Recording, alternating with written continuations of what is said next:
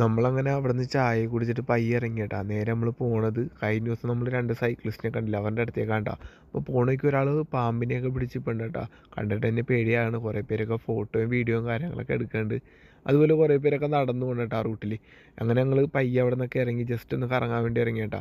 ഏകദേശം രാത്രിയായി. പയ്യെ അവിടെ നിന്ന് നേരെ പോണത് ഗംഗാരതി കാണാൻ വേണ്ടി കേട്ടാ.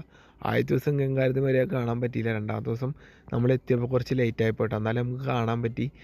ഗംഗാരതി എന്ന് പറയണത് ഗംഗാദേവിയെ തൊഴണ ഒരു ചടങ്ങാണ് ഗംഗാരതി എന്ന് പറയണത്. അടിപൊളി പരിപാടിയാണ്. ഒരുപാട് ആൾക്കാർ വന്നിട്ടുണ്ട് കേട്ടോ. രാവിലെ അസീഗഡിലാണെങ്കിൽ രാത്രി ദശാശ്വമേധ് ഘാട്ടിലാണ് കേട്ടോ. നമ്മളങ്ങനെ പയ്യെ അവിടെ നിന്ന് ഇറങ്ങണേണ്ട. കാരണം പരിപാടിയൊക്കെ കഴിഞ്ഞ് അങ്ങനെ നമ്മൾ അടുത്ത കാട്ടിലേക്ക് പോയിട്ടോ. അടുത്ത കാട്ടിലേക്ക് ചെന്നപ്പോൾ അവിടെ വേറെ പരിപാടി കാര്യങ്ങളൊക്കെ ഇപ്പം ഉണ്ട്. അങ്ങനെ അവിടെ നിന്ന് കുറച്ച് നേരം അതൊക്കെ കണ്ടിട്ട് പയ്യെ അവിടെ നിന്ന് ഇറങ്ങിയിട്ടാ. അങ്ങനെ കുറച്ച് നേരം റിലാക്സ് ഒക്കെ ചെയ്തിട്ട് നമ്മൾ നേരെ പോണത് അവരുടെ അടുത്തേക്കാണ് കേട്ടോ. അവർ നമ്മളോട് പറഞ്ഞു ഭക്ഷണം കഴിക്കാമെന്ന് പറഞ്ഞ്.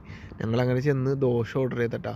ദോശ എന്ന് പറഞ്ഞാൽ പ്ലെയിൻ ദോശയാണ്. അങ്ങനെ പ്ലെയിൻ ദോശയൊക്കെ നമ്മൾ കഴിച്ച് പയ്യെ അവിടെ നിന്നൊക്കെ ഇറങ്ങിയേട്ടാ. അങ്ങനെ ഞാൻ അവരോട് പറഞ്ഞ് ഞാൻ നേരെ ടെൻറ്റിലേക്ക് പോകണേണ്. അങ്ങനെ അവിടെ ഒരു യാത്രയൊക്കെ പറഞ്ഞിട്ടാ.